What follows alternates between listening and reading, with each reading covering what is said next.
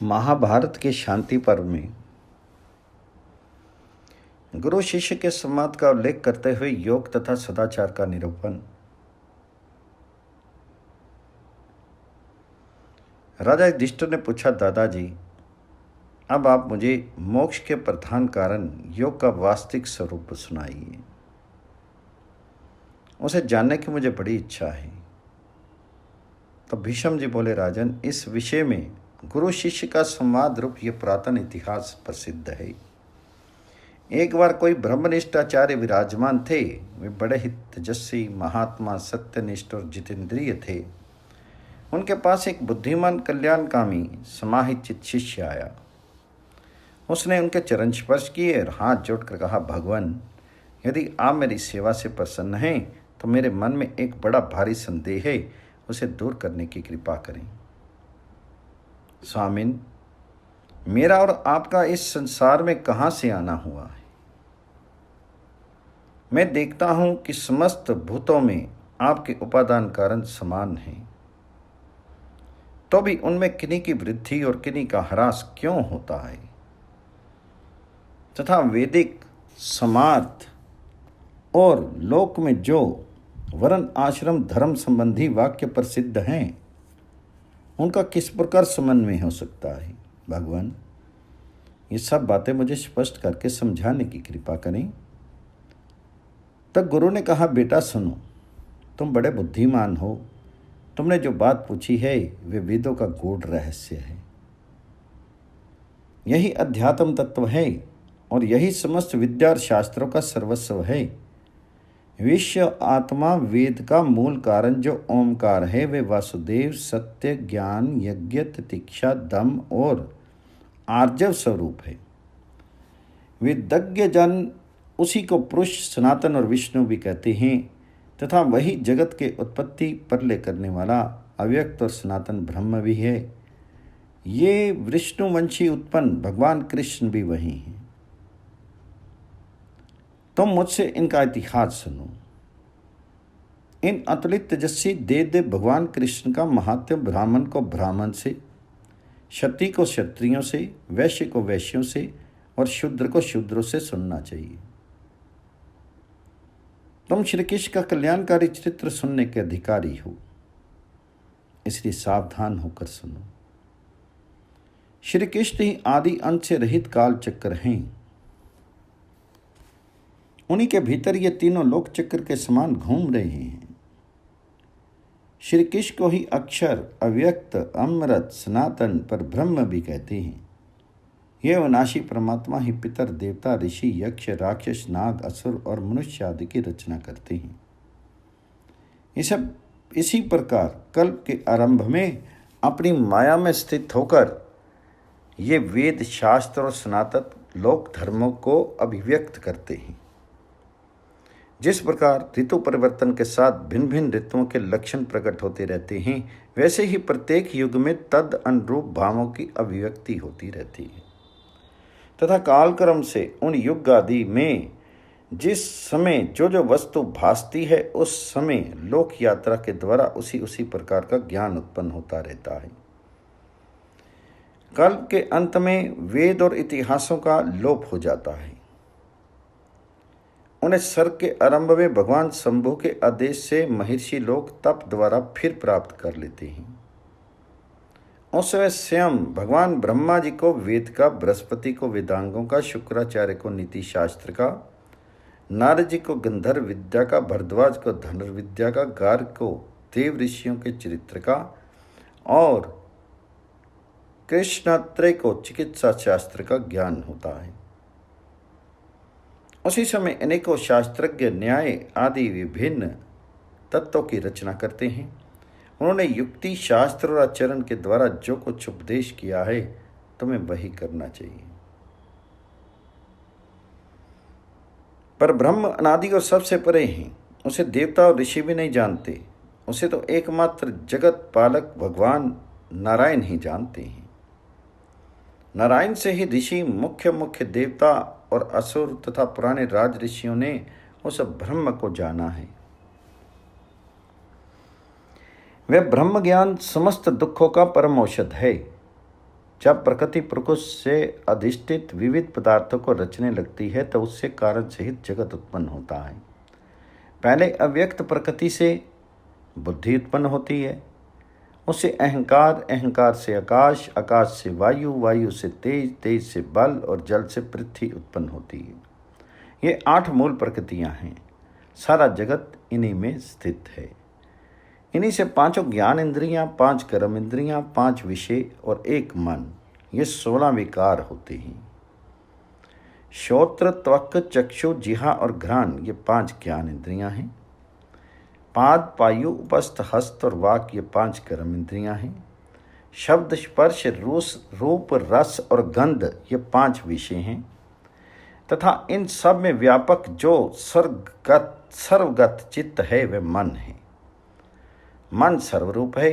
रस ज्ञान के समय ये जिह्वा रूप हो जाता है तथा बोलने के समय यही वाक कहा जाता है। इस प्रकार भिन्न भिन्न इंद्रियों के साथ मिलकर उनके रूप में मन ही व्यक्त होता है। मन को सत्व गुण का कार्य कहा है और सत्व को अव्यक्त का। अतः बुद्धिमान पुरुष को चाहिए कि वह आत्मा को समस्त भूतों के आत्मा मूल प्रकृति में स्थित जाने। इस प्रकार ये संपूर्ण पदार्थ प्रकृति से अतीत उस निरंजन देव में स्थित होकर संपूर्ण चराचर जगत का निर्वाह करते रहे हैं। वह परमात्मा इन पदार्थों से संपन्न इन 9 द्वारों वाले पवित्र नगर को व्याप्त करके इसी में शयन करता है, इसलिए उसे पुरुष कहते हैं। वह पुरुष जरा मरण से रहित, व्यापक, सर्वज्ञत्व आदि गुणों वाला, सूक्ष्म और समस्त भूत एवं गुणों का आश्रय है। जिस प्रकार अग्नि काष्ठ में व्याप्त रहने पर भी दिखाई नहीं देती, उसी प्रकार आत्मा शीर में रहता तो है किंतु दिखाई नहीं देता। तथा जिस तरह यत्नपूर्वक मथने पर काष्ठ में छिपी हुई अग्नि प्रकट हो जाती है, वैसे ही योग अभ्यास के द्वारा शीर में स्थित आत्मा का साक्षात्कार हो सकता है। जिस प्रकार स्वप्न अवस्था में 5 ज्ञान इंद्रियों के सहित जीवात्मा इस शरीर को छोड़कर अन्यत्र चला जाता है, वैसे ही मृत्यु के बाद भी वह अन्य शरीर ग्रहण कर लेता है। कर्म के द्वारा ही इस देह का भाद होता है। कर्म से ही अन्य देह की उपलब्धि होती है तथा अपने किए हुए प्रबल कर्म के द्वारा ही वह अन्य शरीर में ले जाया जाता है। राजन, जंगम और स्थावर जो 4 प्रकार के प्राणी हैं, वे अव्यक्त से उत्पन्न हुए हैं और व्यक्त में ही समा जाते हैं। जिस प्रकार पीपल के बीच में अव्यक्त रूप से बड़ा भारी वृक्ष समाया हुआ है, किंतु वृक्ष रूप में आने पर वे व्यक्त हो जाता है, वैसे ही इस सारे संसार की अव्यक्त से उत्पत्ति होती है। जिस तरह लोहा अचेतन होने पर भी चुंबक की ओर खिंच जाता है, वैसे ही शीर के उत्पन्न होने पर उसके स्वाभाविक सत्कार तथा अविद्या, काम, कर्म आदि दूसरे गुण उसकी ओर खिंच जाते हैं। आत्मा सबके पहले विद्यमान था। वह नित्य सर्गत मन का भी हेतु और उपलक्षण है। अज्ञान रूप कर्म ही जगत की उत्पत्ति का कारण बताया गया है। इन कारणों से युक्त होकर जीव कर्मों का संग्रह करता है तथा कर्मों में वासना और वासनाओं को पुनः कर्म होते हैं। इस प्रकार ये आदि अंत शून्य महान संसार चक्र चलता रहता है। जिस प्रकार तेली लोग तेल से युक्त होने के कारण तिलों को पेरते हैं, उसी प्रकार ये सारा जगत आसक्ति ग्रस्त होने के कारण अज्ञान जनित भोगों द्वारा कर्म चक्र में पैरा जा रहा है। जीव अहंकार के अधीन होकर तृष्णा के कारण कर्म करता है और वह कर्म आगामी कार्य कारण संयोग में हेतु बन जाता है। अतः विवेकी पुरुष को क्षेत्र और क्षेत्रज्ञ का अंतर जान लेना चाहिए। इन दोनों के दातम्य का सा अभ्यास हो जाने से जीव ऐसा हो गया है कि उसे अपने शुद्ध स्वरूप का पता ही नहीं लगता। भीष्म जी कहते हैं, राजन, इस प्रकार गुरुदेव ने शिष्य की शंका का समाधान किया। जैसे भुने हुए बीजों से फिर अंकुर नहीं निकलते, उसी प्रकार ज्ञान अग्नि से दग्ध हुए अविद्या आदि क्लेश फिर आत्मा का स्पर्श नहीं कर सकते। कर्मनिष्ठ पुरुषों को जैसे प्रवृत्ति धर्म की अच्छा जान पड़ता है, वैसे ही विज्ञान निष्ठा को ज्ञान अभ्यास से बढ़कर और कोई वस्तु नहीं जान पड़ती। वेद को जानने वाले और वेदोक्त कर्मों में श्रद्धा रखने वाले पुरुष विरले ही मिलते हैं। वैदिक कर्मों का प्रयोजन स्वर्ग का या मोक्ष है। इससे अधिक महत्वपूर्ण होने के कारण बुद्धिमान लोग सबके द्वारा प्रशंसित निवृत्ति रोग मोक्ष मार्ग को ही चाहते हैं। सत्पुरुषों ने सदा से इसी मार्ग को ग्रहण किया है, अतः यही अधिक निर्दोष है।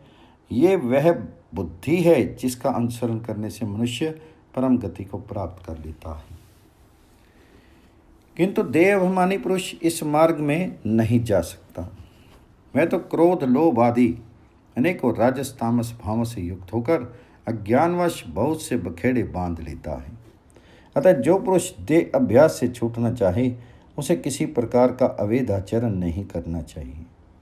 वह अपने लिए निष्काम कर्म के द्वारा मोक्ष का द्वार खोले, स्वर्ग आदि पुण्य लोकों के प्रलोभन में नहीं फंसे।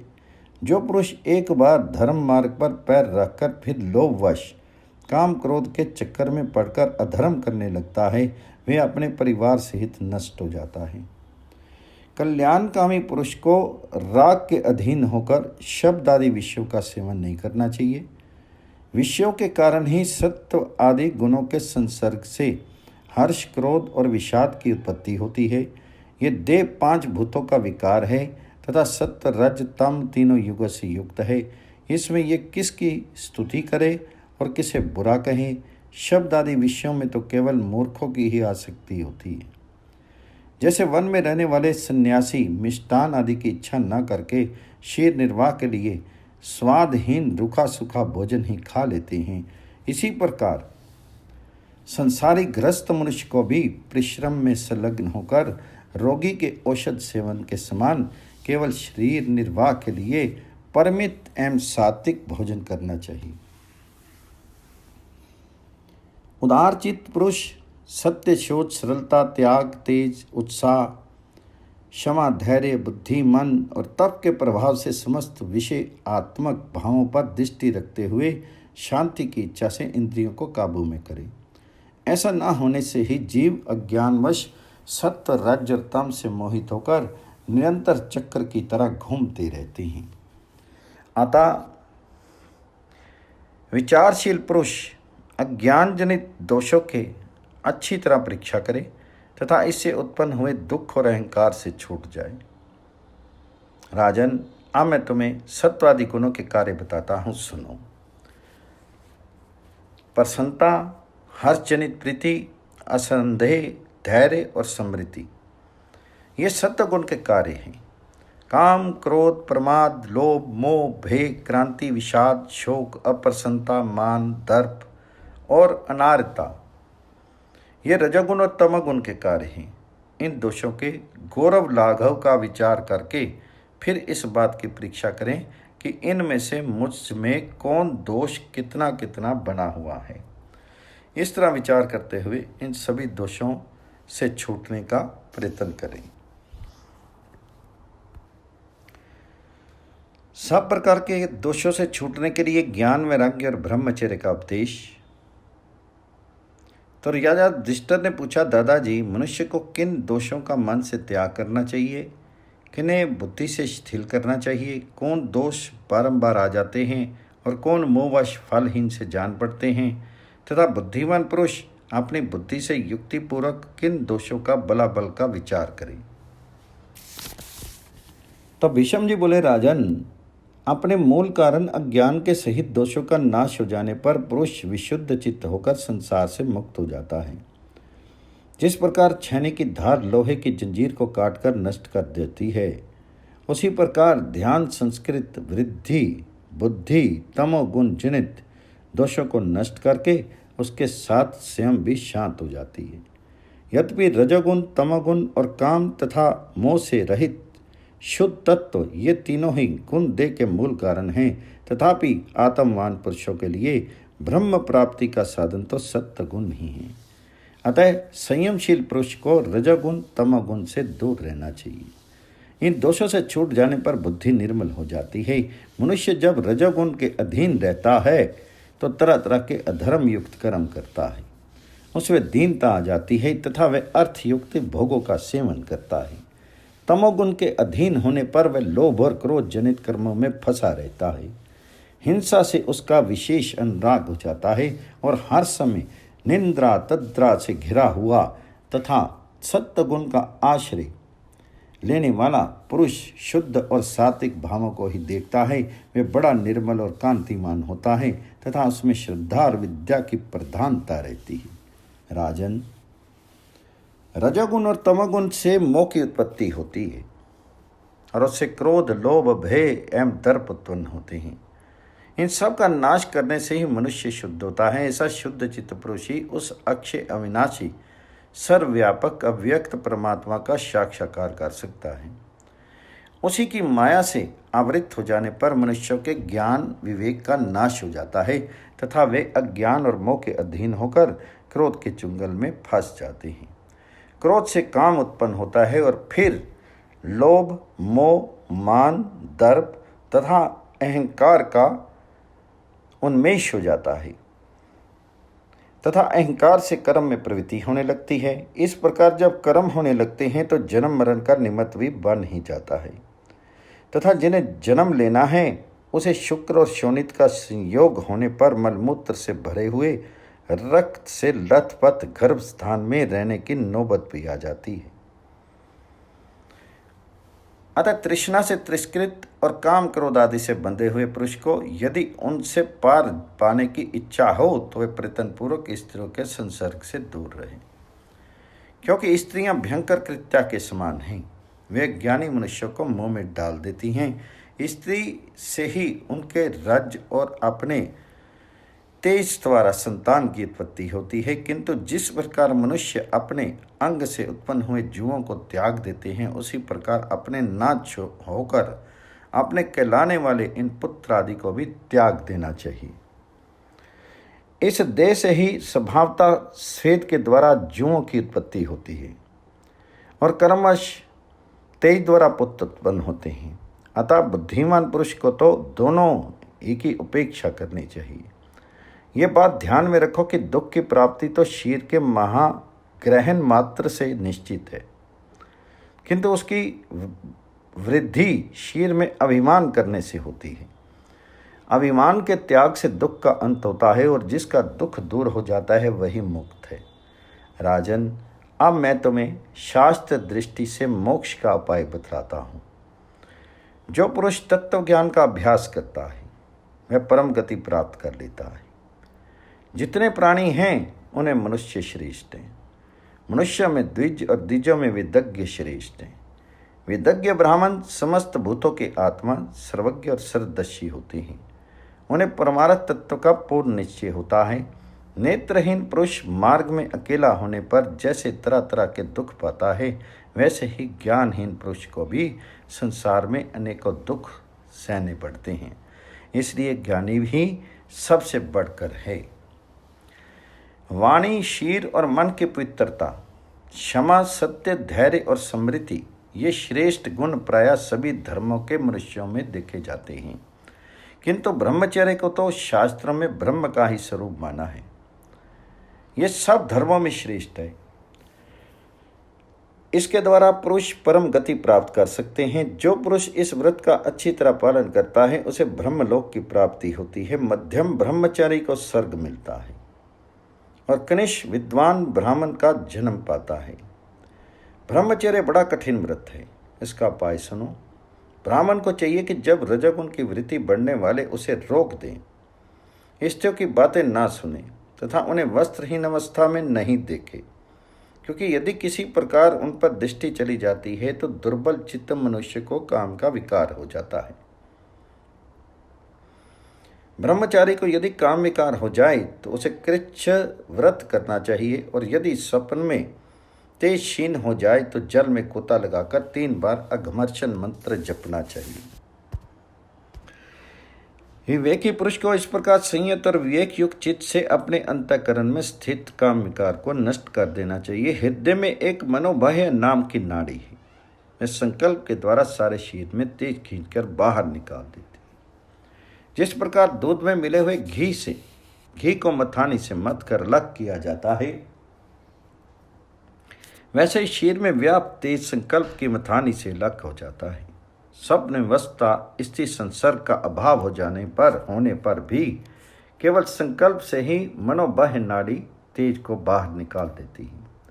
जो पुरुष ये जानते हैं कि तेज की गति ही वर्ण संकरता करने वाली है, वे विरक्त और निर्दोष हो जाते हैं और उन्हें पुनः देह की प्राप्ति नहीं होती। वे केवल देह निर्वाह के लिए कर्म करते हैं, मन के द्वारा निर्विकल्प अवस्था में स्थित हो जाते हैं और प्राणों को सुषुम्ना मार्ग में ले जाकर अंत में मोक्ष प्राप्त करते हैं। और जिन्हें ऐसा बोध हुआ है कि विश्व रूप में मन ही स्थित है, उन महात्माओं का प्रणव उपासना परिशुद्ध मन प्रकाशपूर्ण और निर्मल हो जाता है।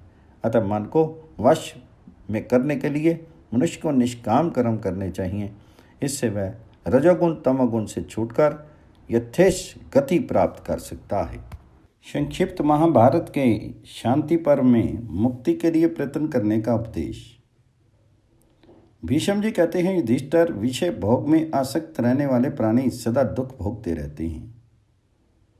जो महात्मा उनमें आसक्त नहीं होते वे ही परम गति को प्राप्त होते हैं। ये जगत जन्म मृत्यु और वृद्धावस्था के दुखों, नाना प्रकार के रोगों तथा मानसिक चिंताओं से पूर्ण है। ऐसा समझकर बुद्धिमान पुरुष को मोक्ष के लिए ही प्रयत्न करना चाहिए। वह मन, वाणी और शरीर से पवित्र रहकर अहंकार को त्याग दे तथा शांतचित्त, ज्ञानवान एवं निष्काम होकर भिक्षावृत्ति से जीवन निर्वाह करता हुआ सुखपूर्वक विचरे। जीवों पर दया करते रहने से भी उसके प्रति मन में आसक्ति पैदा हो जाती है। ऐसा सोचकर दया और ममता की भी उपेक्षा कर दे तथा ये जानकर संतोष कर ले कि सारा संसार अपने अपने कर्मों का ही फल भोगता है। मनुष्य शुभ या अशुभ जैसा भी कर्म करता है उसका फल उसे स्वयं भोगना पड़ता है। इसलिए बुद्धि और क्रिया के द्वारा सदा शुभ कर्मों का ही आचरण करें। किसी भी जीव की हिंसा न करना, सत्य बोलना, सब प्राणियों के प्रति सरल होना, क्षमा करना और प्रमाद से बचना, इतने गुण जिस पुरुष में मौजूद हों वही सुखी होता है। जो इस अहिंसा आदि को संपूर्ण प्राणियों के लिए सुखद और दुख से छुड़ाने वाला परम धर्म समझता है वही सर्वज्ञ है और वही सुखी होता है। इसलिए बुद्धि के द्वारा मन को समाहित करके किसी भी प्राणी के प्रति राग द्वेष नहीं करें, किसी का अहित नहीं सोचें, दुर्लभ वस्तु की कामनाएं नहीं करें तथा नश्वर पदार्थों की चिंता छोड़ दें और सफल प्रयत्न करके मन को ज्ञान के साधन श्रवण मनन आदि में लगा दें। वेदांत वाक्यों के श्रवण तथा सुदृढ़ प्रयत्न से उत्तम ज्ञान की प्राप्ति होती है। जो सूक्ष्म धर्म को देखता और सत्य वचन बोलना चाहता हो उसको ऐसी बात कहनी चाहिए जो सत्य होने के साथ ही हिंसा, परनिंदा, कपट, कटुता, क्रूरता, चुगली आदि दोषों से रहित हो। इस तरह की वाणी भी बहुत थोड़ी मात्रा में और सावधान चित्त से ही बोलनी चाहिए। संसार का सारा व्यवहार वाणी से ही बंधा हुआ है, इसलिए अच्छी वाणी ही बोलें और यदि वैराग्य हो तो बुद्धि के द्वारा मन को वश में करके अपने किए हुए बुरे कर्मों को भी लोगों से कह दें, क्योंकि प्रकाशित कर देने से पाप की मात्रा घट जाती है। रजोगुण से प्रभावित हुई इंद्रियों की प्रेरणा से मनुष्य काम कर्मों में प्रवृत्त होता है और इस लोक में कष्ट भोगकर अंत में नरकगामी होता है। इसलिए मन, वाणी और शरीर से ऐसा काम करें जिससे अपने को धैर्य मिले। जैसे पुलिस के डर से भागता हुआ चोर जब चोरी के माल का भुजा उतार फेंकता है तो जहां उसे सुख मिलने की आशा होती है उस दिशा में आसानी के साथ भाग जाता है। उसी प्रकार मनुष्य राजस और तामस कर्मों को त्याग देने पर शुभ गति प्राप्त कर सकता है। जो सब प्रकार के संग्रह से रहित, निरीह, एकांतवासी, अल्पाहारी, तपस्वी और जितेंद्रिय है, जिसके संपूर्ण क्लेश ज्ञान अग्नि से दग्ध हो गए हैं तथा जो योग अनुष्ठान का प्रेमी और मन को अधीन रखने वाला है, वे अपने स्थिर चित्त के द्वारा निसंदेह पर ब्रह्म को प्राप्त कर लेता है। बुद्धिमान एवं धीर पुरुष को चाहिए कि वह बुद्धि को अपने वश में करे, फिर बुद्धि के द्वारा मन को और मन के द्वारा विषय प्रायण इंद्रियों को काबू में रखे। इस प्रकार जब वह मन को वश में करके इंद्रियों को अपने अधीन कर लेता है, उस समय उसकी इंद्रियां प्रसन्न होकर ईश्वर अभिमुख हो जाती हैं। फिर उसके साथ मन की एकता होने पर अंतःकरण में ब्रह्म का प्रकाश छा जाता है।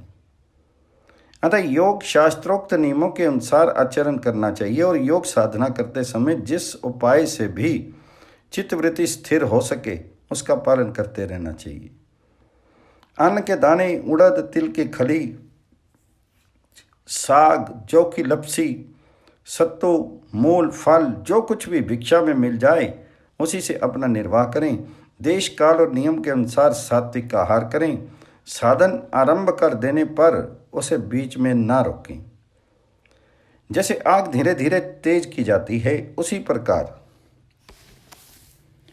ज्ञान के साधन को शनय शनय प्रदीप्त करें। ऐसा करने से ज्ञान सूर्य की भांति प्रकाशित होने लगता है तथा ज्ञानी पुरुष काल, जरा और मृत्यु को जीतकर अक्षर अविकारी, अमृत एवं सनातन ब्रह्म को प्राप्त कर लेता है। निष्कलंक ब्रह्मचर्य व्रत का पालन करने की इच्छा रखने वाले पुरुष को स्वप्न के दोषों पर दृष्टि रखते हुए निद्रा का श्रद्धा त्याग कर देना चाहिए, क्योंकि स्वप्न में जीव को प्रायः रजोगुण और तमोगुण घेर लेते हैं। ज्ञान का अभ्यास तथा तत्व का विचार करने से जागने की आदत होती है तथा जो ज्ञान प्राप्त कर लेता है वह तो सदा जागृत ही रहता है। इंद्रियों के थक जाने पर सबको नींद आती है, किंतु उस समय यद्यपि इंद्रियों का लय हो जाता है तो भी मन जागृत रहता है। इसलिए तरह तरह के सपने दिखाई देते हैं। जैसे जागृत अवस्था में काम काज में फंसे हुए मनुष्य के संकल्प मनोराज्य की ही विभूति हैं, उसी प्रकार स्वप्न के भाव भी मन से ही संबंध रखते हैं।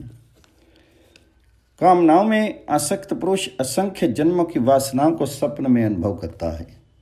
उसके मन में जो जो भाव छिपे होते हैं उन सब को अंतर्यामी जानता रहता है। पूर्व जन्म के कर्म के अनुसार यदि सत्य, रज या तम कोई भी गुण प्राप्त होता है तो उससे मन पर जैसा संस्कार पड़ते हैं, सूक्ष्म भूतों की प्रेरणा से स्वप्न में वैसे ही आकार प्रकट हो जाते हैं। उस स्वप्न का दर्शन होते ही सात्विक, राजस और तामस गुण उसे सुख दुख का अनुभव कराने के लिए आ पहुँचते हैं। जागृत अवस्था में इंद्रियों के द्वारा हृदय में जो जो संकल्प उठते हैं, स्वप्न में भी वह मन उसी संकल्प को प्रसन्नता के साथ पूर्ण होता देखा करता है। आत्मा के ही प्रभाव से आकाश आदि संपूर्ण भूतों में मन की पहुंच होती है, उसे कहीं भी रुकावट नहीं होती। अतः आत्मा को अवश्य जानना चाहिए, क्योंकि आकाश आदि सभी देवता आत्मा में ही स्थित हैं। तपस्या से मन के अज्ञान अंधकार का नाश हो जाता है, फिर उसमें सूर्य की भांति ज्ञान में प्रकाश फैल जाता है। देवताओं ने तप का आश्रय लिया है, असुरों ने तपस्या में विघ्न डालने वाले दंभ, दर्प आदि तम अज्ञान को अपनाया है। किंतु यह ब्रह्म तत्व गुण प्रधान देवता और असुरों से गुप्त है, उन्हें इसका पता नहीं है, क्योंकि तत्ववेता पुरुष इसे ज्ञान स्वरूप बतलाते हैं। सत्वगुण, रजोगुण तथा तमोगुण ये ही देवता और असुरों के गुण हैं। इनमें सत्वगुण तो देवताओं का है, शेष दोनों गुण असुरों के हैं। ब्रह्म इन सभी गुणों से अतीत, अक्षर, अमृत, स्वयं प्रकाश और ज्ञान स्वरूप है। शुद्ध अंतःकरण वाले महात्मा ही उसे जान पाते हैं। जो जानते हैं वे परम गति को प्राप्त हो जाते हैं। तत्वदर्शी महापुरुष ही ब्रह्म के विषय में कुछ युक्ति युक्त बातें कह सकते हैं, अथवा मन और इंद्रियों को विषयों की ओर से हटाकर एकाग्र होने से भी उस अक्षर ब्रह्म का ज्ञान होता है। जो मनुष्य परम ऋषि भगवान नारायण के बताए अनुसार व्यक्त और अव्यक्त तत्व को नहीं जानता, उसे परब्रह्म का ज्ञान नहीं है। व्यक्त स्थूल जगत मृत्यु के मुख में पड़ने वाला है और अव्यक्त अमृतवद है। प्रजापति ब्रह्मा जी ने प्रवृत्ति रूप धर्म का उपदेश किया है, किंतु प्रवृत्ति धर्म के पालन से संसार में पुनः जन्म लेना पड़ता है। अतः वह पुनरावृत्ति रूप और निवृत्ति धर्म से परम गति प्राप्त होती है। इसलिए वह मोक्ष स्वरूप है। शुभ शुभ कर्मों के ज्ञाता, निवृत्ति प्रायण एवं सदा तत्व चिंतन में लगे रहने वाले मुनियों को ही उस उत्तम गति की प्राप्ति होती है। इस प्रकार विचारशील पुरुष को चाहिए कि वह पहले अव्यक्त प्रकृति और पुरुष क्षेत्रज्ञ को जाने, फिर इन दोनों से श्रेष्ठ जो परम महान ईश्वर तत्व है उसका विशेष ज्ञान प्राप्त करे। प्रकृति त्रिगुणमयी है, सृष्टि करना उसका स्वभाव है। क्षेत्रज्ञ का स्वरूप इसके विपरीत है, वह स्वयं गुणों से रहित है, प्रकृति के कार्यों का दृष्टा है। जीव और ईश्वर दोनों चेतन हैं, गुण आदि लिंगों से रहित होने के कारण ये इंद्रियों के विषय नहीं है। दोनों ही स्थूल पदार्थों से सर्वदा भिन्न हैं।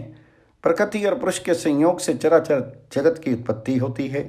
जीव इंद्रियों से कर्म करने के कारण कर्ता कहलाता है। जो दिव्य संपत्ति अर्थात ब्रह्म ज्ञान प्राप्त करना चाहे उस पुरुष को अपना मन शुद्ध रखना चाहिए और शीर से कठोर नियमों का पालन करते हुए निष्काम तप का अनुष्ठान करना चाहिए। आंतरिक तप चैतन्य में प्रकाश से युक्त है, उसमें तीनों लोक व्याप्त हैं। सूर्य चंद्रमाएं भी तप से ही आकाश में प्रकाशित हो रहे हैं। लोक में तप शब्द विशेष प्रसिद्ध है। तप का फल है प्रकाश और ज्ञान।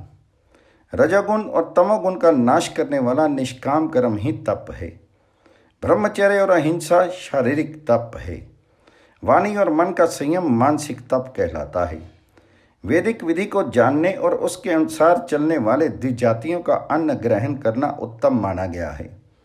ऐसे अन्न का नियम पूर्वक आहार करने से रजोगुण से उत्पन्न होने वाला पाप शांत हो जाता है तथा साधक की इंद्रियां विषयों की ओर से विरक्त हो जाती हैं। इसलिए भिक्षा में उतना ही अन्न ग्रहण करना चाहिए जितना जीवन रक्षा के लिए वांछनीय हो। इस प्रकार योग युक्त मन के द्वारा जो ज्ञान प्राप्त होता है उसे जीवन के अंत समय तक पूरी शक्ति लगाकर धीरे धीरे प्राप्त ही कर लेना चाहिए। धैर्य नहीं खोना चाहिए। कुछ योगी आसन की दृढ़ता से शीर को धारण किए हुए बुद्धि के द्वारा मन को विषयों से हटाते हैं और इंद्रिय गोलक से अपने संबंध त्याग करके उनकी अपेक्षा सूक्ष्म होने के कारण प्राण और इंद्रियों को अपने से अभिन्न समझते हैं। कोई कोई शास्त्र में बताए हुए क्रम से उत्तरोत्तर सूक्ष्म तत्व का ज्ञान प्राप्त करते हैं। पराकाष्ठा तक पहुंचकर बुद्धि के द्वारा ब्रह्म का अनुभव करते हैं। कोई योग के द्वारा अंतःकरण को पवित्र करते हैं।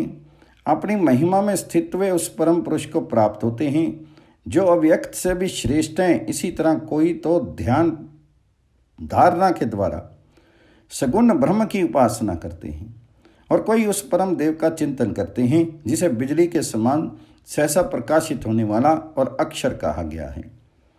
कुछ लोग तपस्या से अपने पापों को दग्ध करके अंतकाल में ब्रह्म की प्राप्ति करते हैं। इन सभी महात्माओं को उत्तम गति प्राप्त होती है। जिनका मन ज्ञान के साधन में लगा हुआ है वे मृत्यु लोक के बंधन से छूटकर रजोगुण से रहित एवं ब्रह्मभूत हो परम गति मोक्ष प्राप्त कर लेते हैं। वेद को जानने वाले विद्वानों ने इस प्रकार ब्रह्म को प्राप्त कराने वाले धर्म का वर्णन किया है। अपने अपने ज्ञान के अनुसार उपासना करने वाले सभी साधकों की उत्तम गति होती है। जिन्हें राग आदि दोषों से रहित सुदृढ़ ज्ञान प्राप्त होता है उसकी मुक्ति हो जाती है। जो संपूर्ण ऐश्वर्य से युक्त अजन्मा दिव्य एवं अव्यक्त नाम वाले विष्णु भगवान की भक्ति भाव से शरण लेते हैं वे ज्ञान आनंद से तृप्त और निष्काम हो जाते हैं तथा अपने अंतःकरण में श्री हरि को स्थित जान करके अव्यय रूप हो जाते हैं। उन्हें फिर इस संसार में नहीं आना पड़ता। जो प्रकृति और उसके कार्य को तथा सनातन पुरुष को ठीक ठीक जानते हैं वे तृष्णा से रहित होकर मोक्ष प्राप्त कर लेते हैं। संसार को शरण देने वाले ऋषि श्रेष्ठ भगवान नारायण ने जीवों पर दया करने के लिए ही इस अमृत में ज्ञान को प्रकाशित किया है। महाभारत के शांति पर्व में महर्षि पंचशिख का राजा जनक को उपदेश। युधिष्ठिर ने पूछा, पिता में मोक्ष धर्म को जानने वाले मिथिला नरेश जनक ने मानवीय भोगों का परित्याग करके किस प्रकार के आचरण से मोक्ष प्राप्त किया था। तब भीष्म जी ने कहा, युधिष्ठिर सुनो, ये उस समय की बात है जब मिथिला में जनकवंशी राजा जानदेव का राज्य था। जानदेव सदा ब्रह्म की प्राप्ति का ही उपाय सोचा करता था। उसके दरबार में 100 आचार्य बराबर रहा करते थे, जो उन्हें भिन्न भिन्न आश्रमों के धर्मों का उपदेश देते रहते थे। एक बार कपिला के पुत्र महामणि पंचशिख संपूर्ण पृथ्वी की परिक्रमा करते हुए मिथिला में आ पहुंचे। वे संन्यास धर्मों के ज्ञाता और तत्वज्ञानी थे। उन्हें सब सिद्धांतों का ज्ञान था। उनके मन में किसी प्रकार का संदेह नहीं था। वे सदा निर्द्वंद होकर विचरा करते थे। ऋषियों में अद्वितीय थे। कामना तो उन्हें छू भी नहीं पाई थी। वे अपने उपदेश से मनुष्यों के हृदय में अत्यंत दुर्लभ सनातन सुख की प्रतिष्ठा करना चाहते थे। सांख्य के विद्वान तो उन्हें साक्षात प्रजापति कपिल मुनि का ही स्वरूप समझते हैं। उन्हें देखकर ऐसा जान पड़ता था मानो सांख्य शास्त्र के प्रवर्तक भगवान कपिल स्वयं पंचशिख के रूप में आकर लोगों को आश्चर्य में डाल रहे हैं। वे मुनिवर आसुरी के प्रथम शिष्य और धीर जीवी थे। उन्होंने 1000 वर्षों तक मानस यज्ञ का अनुष्ठान किया था। कपिला नाम की एक ब्राह्मणी थी जिसने अपना दूध पिलाकर पंचशिख को पाला था। उनका दुग्धपान करने के कारण वे उनके पुत्र कहलाए, इसलिए उनका नाम कापिलेय हो गए और उन्होंने ब्रह्म में निष्ठा रखने वाली शुद्ध बुद्धि भी प्राप्त की। पंचशिख के कपिला पुत्र कहलाने का यही वृत्तांत है। धर्मज्ञ पंचशिख ने उत्तम ज्ञान प्राप्त किया था। वे राजा जनक को 100 आचार्यों के समान भाव से अनुरक्त जानकर उनके दरबार में गए। वहां जाकर उन्होंने अपने युक्ति युक्त वचनों से उन सब आचार्यों को मोहित कर दिया। उस समय महाराज जनक कपिलानंदन पंचशिख का ज्ञान देखकर उनके प्रति आकृष्ट हो गए और अपने 100 आचार्यों को छोड़कर उन्हीं के पीछे चल दिए। तब मुनि पर पंचशिख ने राजा को धर्म के अनुसार चरणों में पड़े देखकर उन्हें योग्य अधिकारी समझकर सांख्य मत के अनुसार मोक्ष धर्म का उपदेश दिया। पहले तो उन्होंने जन्म के कष्टों का वर्णन किया, फिर कर्म के क्लेशों को बताया। तत्पश्चात ब्रह्मलोक तक के भोगों की क्षणभंगुरता और दुख रूपता का प्रतिपादन करके सबकी ओर से विरक्त होने का उपदेश दिया।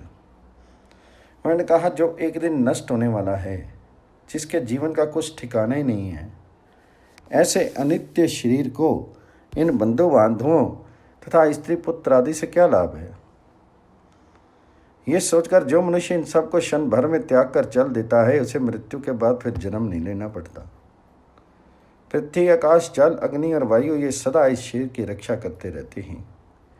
इस बात को अच्छी तरह समझ लेने पर इसके प्रति आसक्ति कैसे हो सकती है। जो एक दिन मौत के मुख में पड़ने वाला है, वो शरीर का सुख कहाँ है।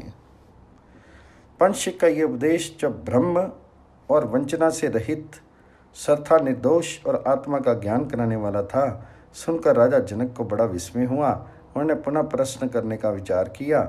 जनक ने पूछा, भगवान, ज्ञानी को मृत्यु के बाद फिर संसार की प्राप्ति होती है या नहीं? यदि उस समय उसकी कोई विशेष संज्ञा नहीं रहती तो ज्ञान और अज्ञान का फल ही क्या होगा। ऐसा प्रश्न सुनकर ज्ञानी महात्मा पंचशिख को निश्चय हो गया कि राजा जनक की बुद्धि पर अंधकार छा रहा है। इन्हें आत्मा के नाश का भ्रम सा हो गया है, इसलिए ये बहुत घबराए हुए हैं। उनकी अवस्था जानकर वे महर्षि उन्हें समझाते हुए कहने लगे, राजन, मुक्त अवस्था में आत्मा का ना तो नाश होता है और ना वह किसी विशेष आकार में ही परिणित होता है। ये जो प्रत्यक्ष दिखाई देने वाला संघात है, यह भी शरीर, इंद्रियां और मन का समूह मात्र है। यद्यपि ये पृथक पृथक है तो भी एक दूसरे का आश्रय लेकर कर्म में प्रवृत्त होते हैं। प्राणियों के शरीर में उपादान के रूप में आकाश, वायु, अग्नि, जल और पृथ्वी ये 5 धातु हैं। ये स्वभाव से एकत्र होते हैं और विलग हो जाते हैं।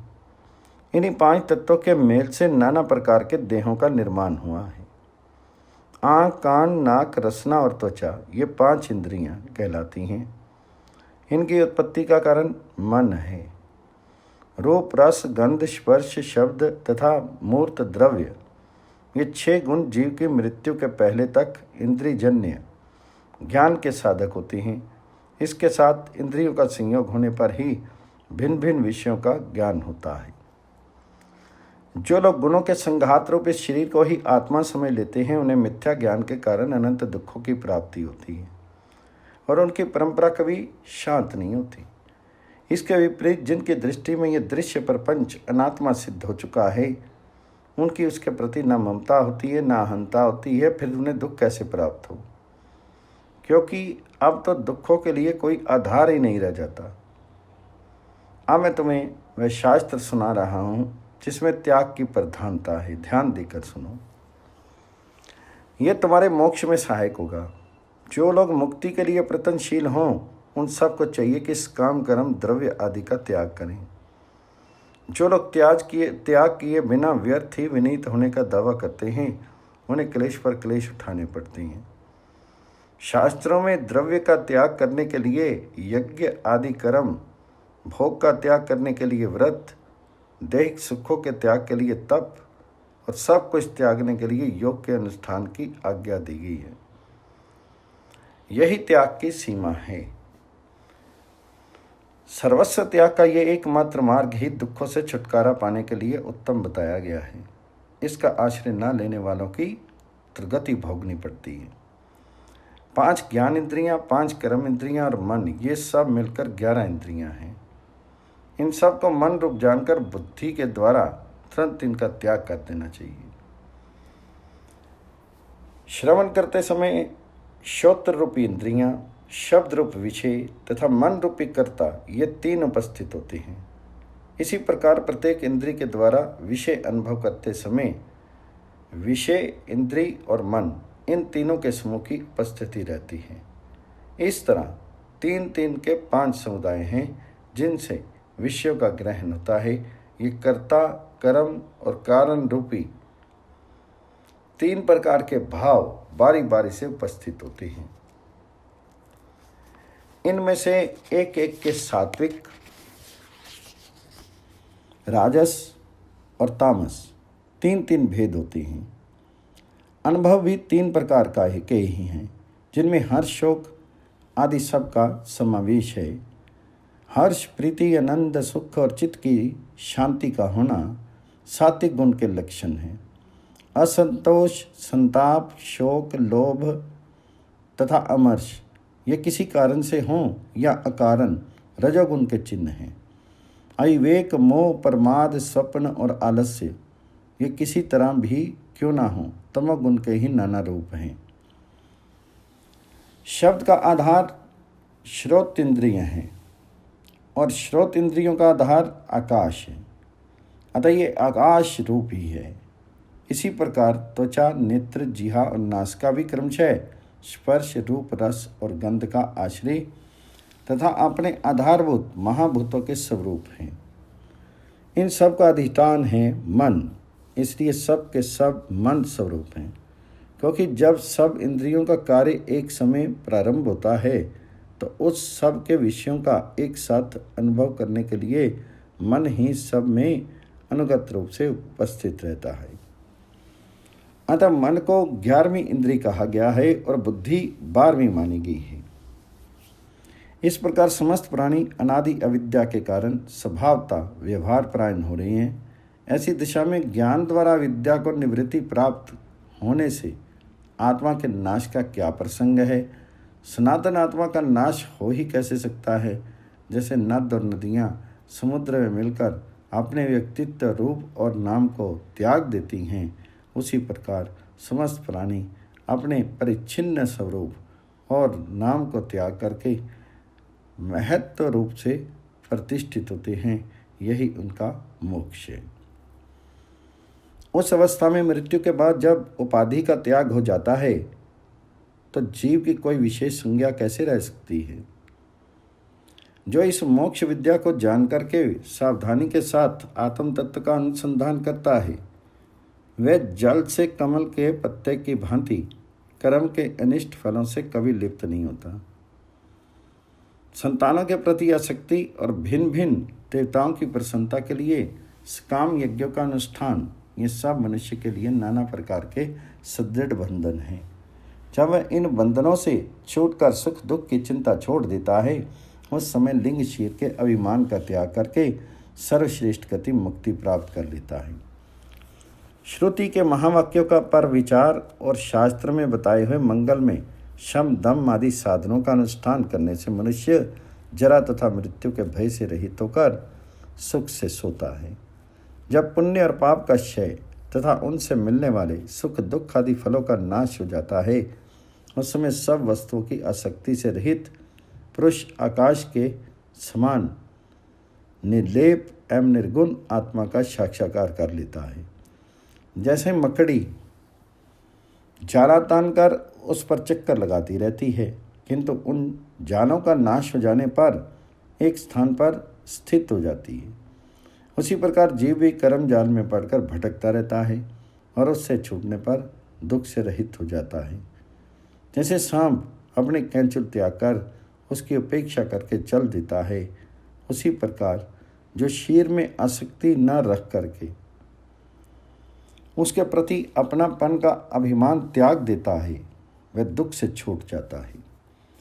जिस प्रकार वृक्ष के प्रति आसक्ति न रखने वाले पंछी जल से गिरते हुए वृक्ष को छोड़कर उड़ जाता है, उसी तरह जो लिंग शरीर की आसक्ति को छोड़ चुका है वह मुक्त पुरुष सुख और दुख दोनों का त्याग करके उत्तम गति को प्राप्त होता है। भीष्म जी कहते हैं, आचार्य पंचशिख के बताए हुए इस अमृत में ज्ञान को सुनकर राजा जनक एक निश्चित सिद्धांत पर पहुंच गए तथा सब प्रकार के शोकों का त्याग करके वे बड़े सुख से रहने लगे। फिर तो उनकी स्थिति ही कुछ और हो गई। एक बार उन्होंने मिथिला नगरी को आग से जलती देखकर स्वयं ये उद्गार प्रकट किया कि इस नगर के जलने से मेरा कुछ भी नहीं जलता। राजन, इस अध्याय में मोक्ष तत्व का निर्णय किया गया है। जो सदा इसका स्वाध्याय और चिंतन किया करता है, ये उपद्रवों का शिकार नहीं होता, दुख तो उसके पास कभी फटकने नहीं पाते तथा जिस प्रकार राजा जनक पंचशिख के संग से इस ज्ञान को पाकर मुक्त हो गए थे, उसी प्रकार वह भी मोक्ष प्राप्त करता है। महाभारत के शांति पर्व में दम की महिमा तथा व्रत और तप का वर्णन प्रहलाद द्वारा इंद्र को उपदेश। युधिष्ठिर ने पूछा, भारत, मनुष्य क्या उपाय करने से सुखी होता है और क्या करने से वह सिद्ध की भांति संसार में निर्भय होकर विचरता है। तब भीष्म जी ने कहा, युधिष्ठिर, वेदार्थ का विचार करने वाले वृद्ध पुरुष सामान्यतः सभी वर्णों के लिए और विशेषतः ब्राह्मण के लिए मन और इंद्रियों के संयम रूप दम की ही प्रशंसा करते हैं। जिसने दम का पालन नहीं किया है उसे अपने कर्मों में पूर्ण सफलता नहीं मिलती है, क्योंकि क्रिया, तप और सत्य इन सब का आधार दम ही है। दम से तेज की वृद्धि होती है। दम परम पवित्र बताया गया है। दमनशील पुरुष पाप तथा भय से रहित होकर महत पद को प्राप्त होता है। दम का पालन करने वाला मनुष्य सुख से सोता है, सुख से जागता है और सुख से संसार में विचरता है और उसका मन भी प्रसन्न रहता है। दम से ही तेज को धारण किया जाता है। दमनशील पुरुष ही रजोगुण पर विजय पाता है तथा वही भीतर के काम क्रोध आदि शत्रुओं को अपने से पृथक देख सकता है। जिसके मन और इंद्रियां वश में नहीं है, उन्हें सिंह, व्याघ्र और मांसाहारी जंतुओं की तरह समझकर सब प्राणी उनसे डरते रहते हैं। ऐसे उद्दंड मनुष्यों की उच्च श्रृंखल प्रवृत्ति को रोकने के लिए ही ब्रह्मा जी ने राजा की सृष्टि की। चारों आश्रमों में दम को ही श्रेष्ठ माना गया है। सब आश्रमों के धर्मों का पालन करने से जो फल मिलता है, दम के पालन से उससे भी अधिक फल मिलता है। अब मैं उन गुणों का वर्णन करता हूँ जिसकी उत्पत्ति में दम ही कारण है। कृपणता का अभाव, आवेश नहीं आना, संतोष, श्रद्धा, क्रोध का नहीं आना, सरलता, अधिक बकवाद नहीं करना, अभिमान का त्याग, गुरु पूजा, किसी के गुणों में दोष दृष्टि नहीं करना, जीवों पर दया करना, किसी की चुगली नहीं करना तथा लोगों की शिकायत, मिथ्या भाषण, निंदा और स्तुति से दूर रहना, सबकी भलाई की इच्छा रखना तथा भविष्य में आने वाले सुख दुख की चिंता नहीं करना, ये सब गुण दम के पालन से प्रकट होते हैं। जितेंद्रिय पुरुष किसी के साथ वैर नहीं करता, उसका सबके साथ अच्छा बर्ताव होता है। वह निंदा और स्तुति में समान भाव रखने वाला, सदाचारी, शीलवान, प्रसन्नचित्त, धैर्यवान तथा दोषों का दमन करने में समर्थ होता है। दमनशील पुरुष समस्त प्राणियों को दुर्लभ वस्तुएं देकर दूसरों को सुख पहुंचाकर स्वयं प्रसन्न और सुखी होता है। वह सबके हित में लगा रहता है और किसी से द्वेष नहीं करता। वह बहुत बड़े जलाशय की भांति गंभीर होता है और उसके मन में कभी क्षोभ नहीं होता। वह सदा ज्ञान आनंद से तृप्त एवं प्रसन्न रहता है। वह समस्त प्राणियों में निर्भय है तथा जिससे संपूर्ण प्राणी निर्भय हो गए हैं, वह दमनशील एवं बुद्धिमान पुरुष सबके नमस्कार के योग्य समझा जाता है। जो बहुत बड़ी संपत्ति पाकर हर्ष से फूल नहीं उठता और संकट पड़ने पर जिसे शोक के कारण घबराहट नहीं होती, वह द्विज स्थिर बुद्धि वाला तथा जितेंद्रिय कहलाता है। जो शास्त्र का ज्ञाता, वैदिक कर्मों का अनुष्ठान करने वाला, सदाचारी और पवित्र है तथा श्रद्धा दम का पालन करता रहता है, उसे महान फल की प्राप्ति होती है। जिसका अंतःकरण दूषित है, वे लोग दोष दृष्टि का अभाव, क्षमा, शांति, संतोष, मीठे वचन बोलना, सत्य भाषण, दान तथा उद्योगशीलता आदि गुणों को नहीं अपनाते। उनमें तो काम, क्रोध, लोभ, ईर्ष्या तथा डींग हाँकना आदि दुर्गुण ही रहते हैं। इसलिए उत्तम व्रत का पालन करने वाले ब्राह्मण को चाहिए कि वह जितेंद्रिय होकर काम और क्रोध को वश में करे, ब्रह्मचर्य का पालन करता हुआ घोर तपस्या में संलग्न हो जाए और मृत्यु काल की प्रतीक्षा करता हुआ निर्द्वंद होकर संसार में विचरे। युधिष्ठिर ने पूछा, महाराज, संसार के मनुष्य प्रायः उपवास करने को ही तप कहते हैं। क्या वास्तव में यही तप है या उसका कोई और स्वरूप है? तो भीष्म जी ने कहा, युधिष्ठिर, गंवार लोग जो 1 महीना या 15 दिन तक उपवास करके उसे तप मानते हैं, उससे आत्मज्ञान में बाधा पहुंचती है। इसलिए श्रेष्ठ पुरुषों की राय में ये तप नहीं है। उनके मत में तो त्याग और विनय ही उत्तम तप है, जिसका पालन करने वाला मनुष्य नित्य उपवासी और सतत ब्रह्मचारी कहा गया है। त्यागी और विनय ब्राह्मण ही मुनि तथा देवता माना जाता है। अतः वे कुटुंब के साथ रहकर भी सदा धर्म पालन की इच्छा रखे और नित्य जागृत सावधान रहे, मांस कभी नहीं खाए, सदा पवित्र रहे, यज्ञ से बचे हुए अमृत में अन्न का भोजन तथा देवता और अतिथियों की पूजा करे, उसे सदा यज्ञ शिष्ट अन्न का भोक्ता, अतिथि सेवा का व्रती, श्रद्धालु और देवता तथा ब्राह्मणों की पूजा करने वाला होना चाहिए। युधिष्ठिर ने पूछा, पिता में मनुष्य नित्य उपवासी, सतत ब्रह्मचारी, यज्ञ शिष्ट, अन्न का भोक्ता तथा अतिथि सेवा का व्रती कैसे होता है? तो भीष्म जी ने कहा, युधिष्ठिर, जो सिर्फ सवेरे और शाम को ही भोजन करता है, बीच में कुछ नहीं खाता, उसे नित्य उपवास करने का ही समझना चाहिए। जो द्विज केवल ऋतु स्नान के समय ही पत्नी के साथ संग करता है, सत्य बोलता है तथा ज्ञान में स्थित रहता है, वह सदा ब्रह्मचारी ही नित्य दान करने वाला पितृ माना जाता है। जो दिन में कभी नहीं सोता, उसे सदा जागने वाला ही समझना चाहिए। जो सदा भरण पोषण करने के योग्य पिता, माता आदि व्यक्तियों तथा अतिथियों के भोजन का लेने पर ही खाता है, वह केवल अमृत भोजन करता है। आपने इस नियम के द्वारा वह स्वर्गलोक पर विजय पाता है। शास्त्रज्ञ पुरुष उसी को यज्ञ शिष्ट अन्न का भोक्ता कहते हैं। ऐसे पुरुषों को अक्षय लोक प्राप्त होते हैं। वे ब्रह्मा जी के साथ उनके धाम में निवास करते हैं तथा अप्सराओं सहित समस्त देवता उनके परिक्रमा किया करते हैं। देवता और पितरों के साथ रहकर वे पुत्र पौत्रों सहित आनंद भोगते हैं, उन्हें बड़ी उत्तम गति प्राप्त होती है। तो युधिष्ठिर ने पूछा, पिता में,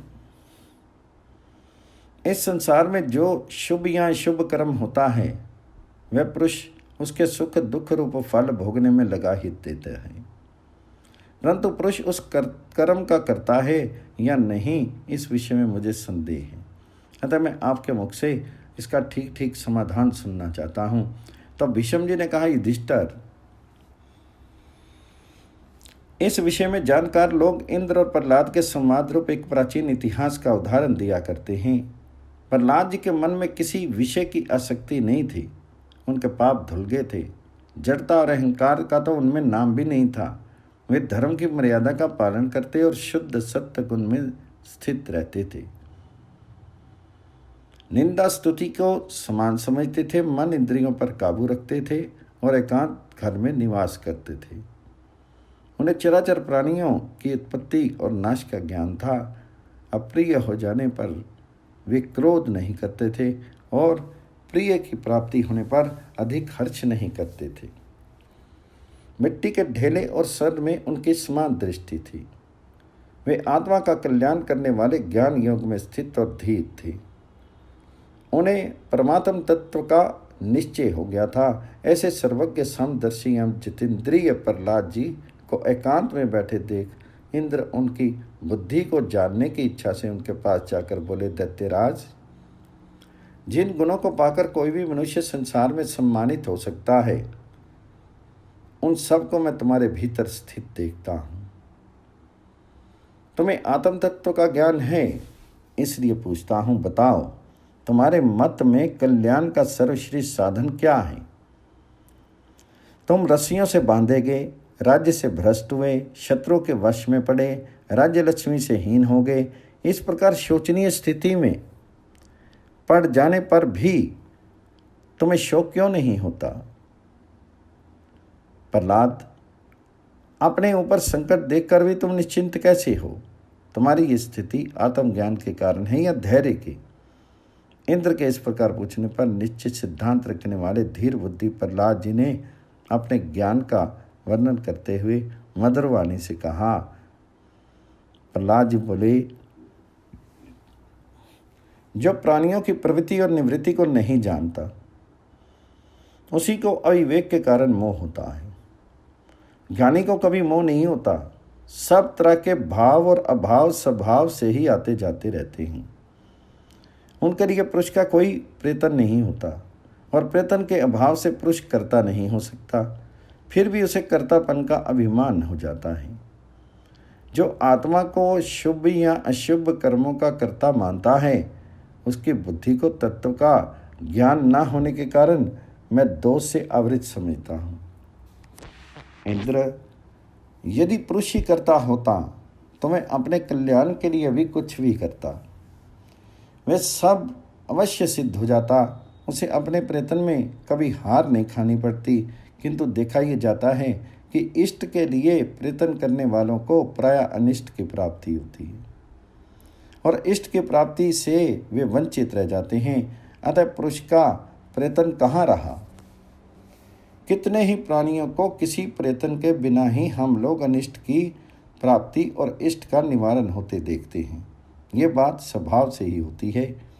कितने ही सुंदर और बुद्धिमान पुरुष भी कुरूप और गंवार मनुष्यों से धन पाने की आशा करते दिखाई देते हैं। जब शुभ और अशुभ सभी प्रकार के गुण स्वभाव की ही प्रेरणा से प्राप्त होते हैं, तो किसी को भी उन पर अभिमान करने का क्या कारण है? मैं तो निश्चित रूप से यही मानता हूँ कि स्वभाव से ही सब कुछ मिलता है।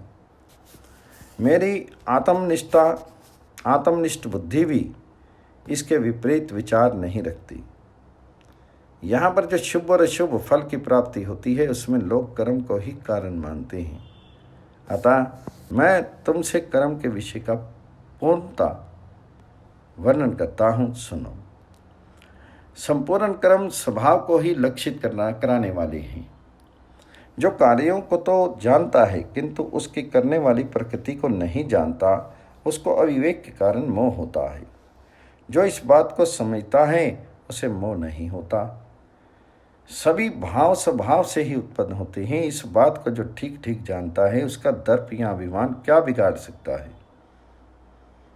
इंद्र, मैं धर्म की पूरी पूरी विधि तथा संपूर्ण भूतों की अनित्यता को जानता हूँ, इसलिए सबको नाशवान समझकर किसी के लिए शोक नहीं करता। ममता, अहंकार तथा कामनाओं का त्याग कर सब प्रकार के बंधनों से रहित होकर आत्मनिष्ठ एवं असंग रहकर प्राणियों की उत्पत्ति और विनाश को देखता रहता हूँ। जो मन और इंद्रियों को अधीन करके तृष्णा और कामना को छोड़ चुका है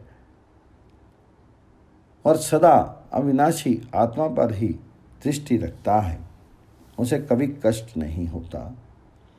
प्रकृति और उसके कार्यों के प्रति मेरे मन में न राग है न द्वेष है, न तो मैं किसी को अपना द्वेषी समझता हूँ और न अत्यंत आत्मीय ही मानता हूँ। मुझे ऊपर स्वर्ग की, नीचे पाताल की तथा बीच के लोक मृत्यु लोक की भी कभी कामना नहीं होती। ज्ञान विज्ञान तथा ज्ञेय के लिए भी मैं अभिलाषा नहीं करता। इंद्र ने पूछा, प्रहलाद, जिस उपाय से ऐसी बुद्धि और इस तरह की शांति प्राप्त होती है उसे पूछता हूं, बताओ। प्रहलाद ने कहा, इंद्र, सरलता, सावधानी, बुद्धि की निर्मलता, चित्त की स्थिरता तथा बड़े बूढ़ों की सेवा करने से पुरुष को महत पद की प्राप्ति होती है। इन गुणों को अपनाने पर स्वभाव से ही ज्ञान प्राप्त होता है, स्वभाव से ही शांति मिलती है तथा जो कुछ भी तुम देख रहे हो सब स्वभाव से ही प्राप्त होता है।